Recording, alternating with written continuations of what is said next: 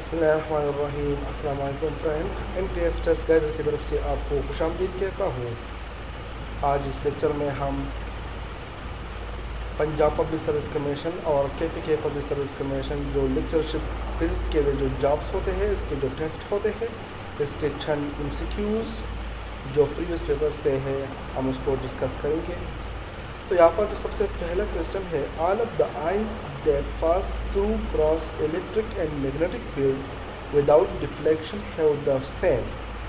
तो ये क्वेश्चन कह रही है कि अगर हमारे साथ इलेक्ट्रिक और मैग्नेटिक फील्ड ये दोनों क्रॉस होगा, यानी एक दूसरे को परपेंडिकुलर होगा, तो यहाँ पर वो कौन सी क्वांटिटी है जो सेम होगा। तो सबसे पहले ऑप्शन कहते हैं मास होगा, ऑप्शन बी कहते हैं स्पीड होगा, ऑप्शन सी कहते हैं मोमेंटम होगा, ऑप्शन डी कह रही है एनर्जी होगा। तो यहाँ पर मैं आपको इस फिगर से समझाऊंगा। यहाँ पर ये एक फिगर है, आप देख सकते हैं। इस फिगर में एक चार्ज पार्टिकल Q है जो पॉजिटिव है, इस पर एक इलेक्ट्रिक फील्ड है और दूसरा मैग्नेटिक फील्ड है जो वेलोसिटी v की तरफ वेलोसिटी v से जा रहा है। तो अगर ये पार्टिकल इस दोनों मैग्नेटिक फील्ड से पास हो जाएगा, तो अगर ये दोनों फोर्सेस QV और QE जो इलेक्ट्रिक और मैग्नेटिक फोर्स है, अगर ये दोनों बराबर हो जाएगा तो ये Q एक दूसरे के साथ कैंसिल हो जाएगा, तो E बराबर होगा VB और V बराबर होगा E/B। तो यहाँ पर ये वेलोसिटी है जो इन चार पार्टिकल की, जितनी भी चार पार्टिकल है इसके मास पर डिपेंड नहीं करता, जितनी भी इसकी मास है। लेकिन अगर इनकी वेलोसिटी है, जो स्पीड है, वो कांस्टेंट होगा, सेम होगा, तब ये पार्टिकल इस क्रॉस इलेक्ट्रिक और मैग्नेटिक फील्ड से सीधी पास हो जाएगी, बाकी डिफ्लेक्ट हो जाएगी। तो यहाँ पर जो बेस्ट ऑप्शन है वो ऑप्शन बी है। क्वेश्चन नंबर 2 कहते हैं, relative to the sum of the masses of its constituent nucleus the mass of the nucleus is. ये क्वेश्चन कह रही है कि अगर हमारे साथ एक न्यूक्लियस है और एक न्यूक्लियस में जो न्यूक्लियस होते हैं, अगर इसकी मास को देखा जाए जो इस न्यूक्लियस के अंदर है, तो वो मास कम होगा बनिस्बत ये कि अगर ये कंस्टिट्यूएंट, ये जो न्यूक्लियन है, ये न्यूक्लियस के अंदर नहीं है, ये अलग-अलग बाहर है। तो इसी सूरत में ये कैसे हो सकता है। तो यहाँ पर मैंने इस तरह एक ग्राफ यहाँ पर लिया है। तो ये है न्यूक्लियस, इस न्यूक्लियस में प्रोटॉन और न्यूट्रॉन होता है, इसको हम न्यूक्लियन कहते हैं। तो ये न्यूक्लियस अगर होता है तो यहाँ पर जो प्रोटॉन और न्यूट्रॉन के जो कलेक्टिव मास होते हैं ये हमेशा कम होते हैं ड्यू टू बाइंडिंग एनर्जी, या जो हम कहते हैं जिससे एनर्जी रिलीज हो गई है। तो इसी एनर्जी की वजह से इसके मास क्या हो गया, वो कम हो गया है। तो यहाँ पर जो बेस्ट और सुटेबल ऑप्शन है वो है स्मॉलर। क्वेश्चन नंबर 3 कह रहे हैं, the ionisation energy of an atom relative to the binding energy of its nucleus is. तो यहाँ पर जो आयनाइजेशन एनर्जी होते हैं ये बाइंडिंग एनर्जी से यानी ग्रेटर होते हैं, स्मॉलर होते हैं, सेम होता है। तो यहाँ पर ये डिपेंड करता है सिचुएशन पर, ये समटाइम ग्रेटर भी होते हैं और समटाइम स्मॉलर भी होते हैं। क्वेश्चन नंबर 4 कहते हैं, Yukawa theory suggest that nuclear force arrives through the exchange of. तो यहाँ पर सबसे बड़ा मसला यह था कि अगर न्यूक्लियस के अंदर प्रोटॉन है, अगर इस न्यूक्लियस में ये दो प्रोटॉन है, ये जो रेड शो हो रही है ये प्रोटॉन है, तो ये दो प्रोटॉन एक दूसरे को रिपेल करता है, ये दोनों परफास के चार्ज एक दूसरे को रिपेल करते हैं। लेकिन इसके बावजूद ये क्या है, इस न्यूक्लियस के जो स्मॉलेस्ट डायमेंशन है इसके अंदर एक बाउंड है। तो क्यों, तो यहाँ पर एक और फोर्स है, इसको हम कहते हैं स्ट्रॉन्ग न्यूक्लियर फोर्स। और इसकी जो आइडिया था ये युकावा ने दिया था, और इसके जो एक्सचेंज पार्टिकल है इसको हम कहते हैं मीज़ान। तो यहाँ पर ये भी याद रखना कि ग्रेविटेशनल फील्ड के लिए जो एक्सचेंज पार्टिकल है वो ग्रेविटॉन है, और इलेक्ट्रोमैग्नेटिक फील्ड के लिए जो एक्सचेंज पार्टिकल है वो फोटॉन है। जबकि वीक इंटरेक्शन के लिए जो पार्टिकल है, जो एक्सचेंज पार्टिकल है, वो क्या है, Z और W बोज़ॉन है। तो ये क्वेश्चन कह रही है कि अगर टनल इफेक्ट होता है तो इस टनल इफेक्ट में कौन सी पार्टिकल है जो इम्पैक्ट होता है। अब सबसे पहले टनल इफेक्ट होता क्या है। आमतौर पर इस तरह होता है कि मैं यहाँ पर एक ग्राफ लेता हूँ, ये है टनल इफेक्ट। यहाँ पर एक पार्टिकल है जो मोमेंटम P के साथ आ रही है इस वॉल की तरफ, जिसका पोटेंशियल है इस हाइट को रिप्रेजेंट करता है। अगर इस पार्टिकल की एनर्जी इस वॉल की पोटेंशियल से कम हो तो ये इसकी दूसरी तरफ नहीं आ सकता। ये वापस रिफ्लेक्ट हो जाएगा। अगर इसकी एनर्जी ज़्यादा है तो ये इजीली इसके दूसरी तरफ ट्रांसमिट हो जाएगा। ये क्लासिकल मैकेनिक कहते हैं। लेकिन अगर हम क्वांटम मैकेनिक के लिए सोचेंगे तो यहाँ पर सब फिनोमेना कुछ फिनोमेना है जो इस प्रिंसिपल की वायलेशन करता है। इसके मतलब यही हुआ कि ये क्वांटम मैकेनिकली पॉसिबल है। क्वांटम मैकेनिकली इसके जो ट्रांसमिशन प्रोबेबिलिटी है वो ज़ीरो के बराबर नहीं होता। उसके और रिवोल्यूशन के बाद हम उसको निकाल सकते हैं। तो इसका मतलब ये होगा जो पार्टिकल यहाँ पर इमिट हो रही है, यहाँ पर आप देखेंगे कि यहाँ पर जो एनर्जी है अल्फा पार्टिकल की एक न्यूक्लियस के अंदर वो 8.95 MeV होता है, जबकि इसके लिए जो एनर्जी दरकार है वो तकरीबन 28 MeV के बराबर होते हैं।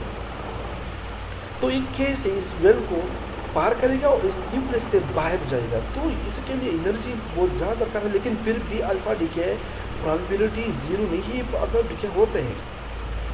तो इसको कहते हैं अल्फा डीके। तो यहाँ पर जो सबसे सूटेबल और करेक्ट ऑप्शन है वो अल्फा डीके है।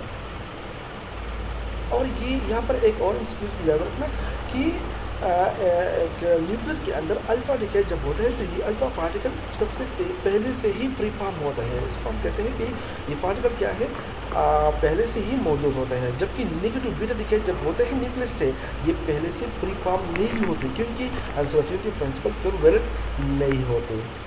Question number 6. A nucleus with an excess of neutron may decay radioactivity with the emission of. अगर आपके साथ एक न्यूक्लियस है और इसमें न्यूट्रॉन ज़्यादा है प्रोटॉन की तादाद से, तो यहाँ पर कौन से पार्टिकल डिके होता है? यहाँ पर न्यूट्रॉन डिके होता है। आपको मालूम है कि न्यूट्रॉन डिके हो जाते हैं किसको?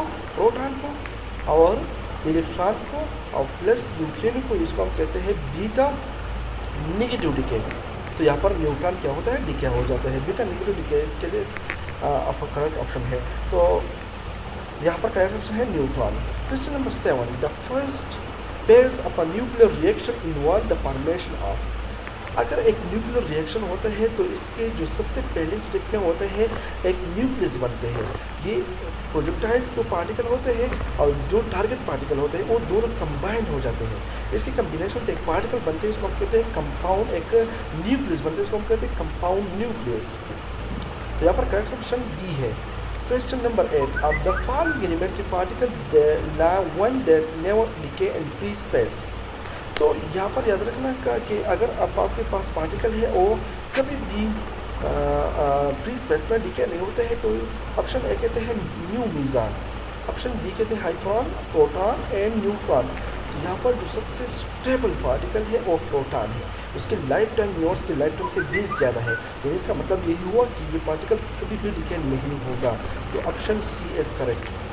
Question number 9. Unstable elementary particle heavier than proton are called. ये क्वेश्चन कह रहे हैं कि वो पार्टिकल जो प्रोटॉन से हैवियर है लेकिन अनस्टेबल है। तो याद रखना ये जो बरयान पार्टिकल है जिसको हम कहते हैं, एक हमारे साथ इलेक्ट्रॉन होता है, बरयान होते हैं और एक होते हैं मीज़ान।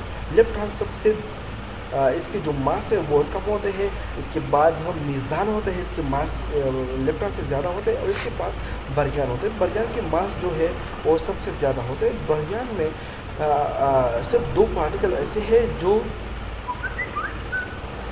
स्टेबल है, एक है न्यूट्रॉन, दूसरा है प्रोटॉन।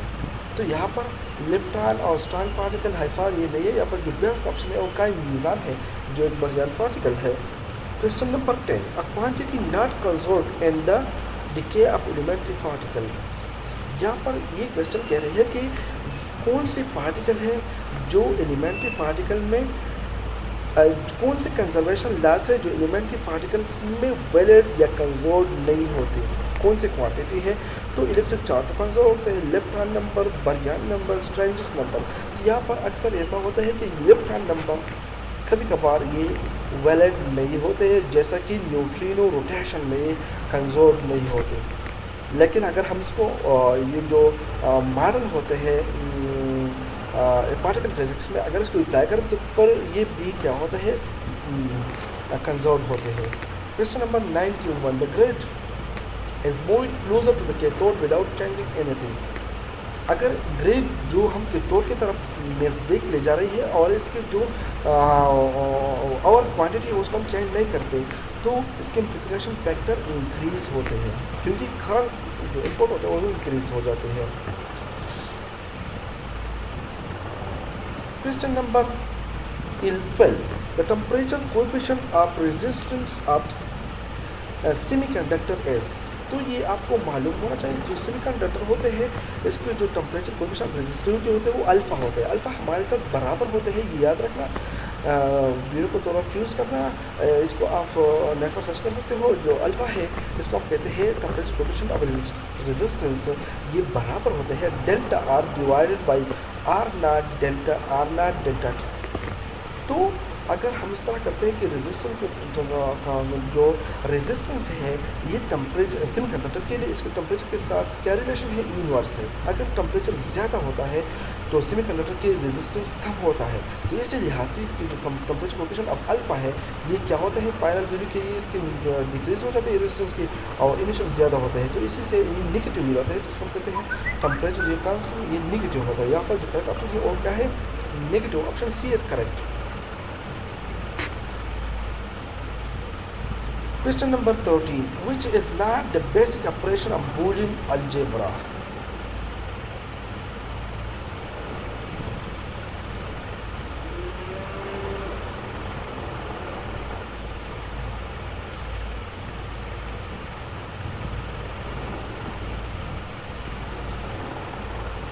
क्वेश्चन नंबर 13 कह रही है कि which is not the basic operation of Boolean algebra. Boolean algebra में कौन से बेसिक ऑपरेशन, ये चारों ऑप्शन में एक नहीं होता है। कहते हैं yes operation, not operation, and operation, और ऑपरेशन। तो ये पर ये तीन जो ऑपरेशन है बी सी डी ये बूलियन अलजेब्रा में होते हैं, लेकिन ये येस ऑपरेशन बूलियन अलजेब्रा में नहीं होता है। Question number 15, a forward bias PN junction practically offers. आपने देखोगा जो फॉरवर्ड बायस पीएन जंक्शन होते हैं इसके रेजिस्टेंस क्या होते हैं, क्योंकि ये फॉरवर्ड में होते हैं तो इसके जो रेजिस्टेंस होते हैं वो वेरी लो होते हैं, करंट इससे एजिली पास हो जाते हैं। जो पोटेंशियल बेड होता है वो डिक्रीज होकर इसके जो बेड का पोटेंशियल जो और जो पोटेंशियल बेड है ये दोनों बराबर, इसके बाद सारे जो पार्टिकल और सारे जो चार्ज पार्टिकल इससे एजिली पास होता है। तो यहाँ पर रेजिस्टेंस क्या होता है, ज़ीरो या वेरी लो होते हैं। A solid state detector basically हम इस तरह करते हैं कि जो न्यूक्लियर रेडिएशन होता है उसको डिटेक्ट करने के लिए डिटेक्टर इस्तेमाल करते हैं। तो इनके बहुत से किस्में हैं, इनमें एक है सॉलिड स्टेट डिटेक्टर। वो सॉलिड स्टेट डिटेक्टर एक्चुअली क्या होता है, ये कौन से ऑपरेशन पर काम करते हैं, तो ऑप्शन एक कहते हैं रिवर्स बायस पर काम करते हैं, फॉरवर्ड बायस पर पीएनपी ट्रांजिस्टर है, एनपीएन ट्रांजिस्टर है। तो ये रिवर्स बायस पर एक्चुअली काम करते हैं, इसको हम रिवर्सली अफेक्ट करते हैं। जो रेडिएशन आते हैं इसको जो पीएन जंक्शन है इसको हेड करते हैं, इससे पॉजिटिव और निगेटिव जो पेयर क्रिएट होते हैं, positive and hole and electron pair, ये मूव हो जाते हैं, इससे करंट जनरेट होता है। इसी करंट से हम क्या जो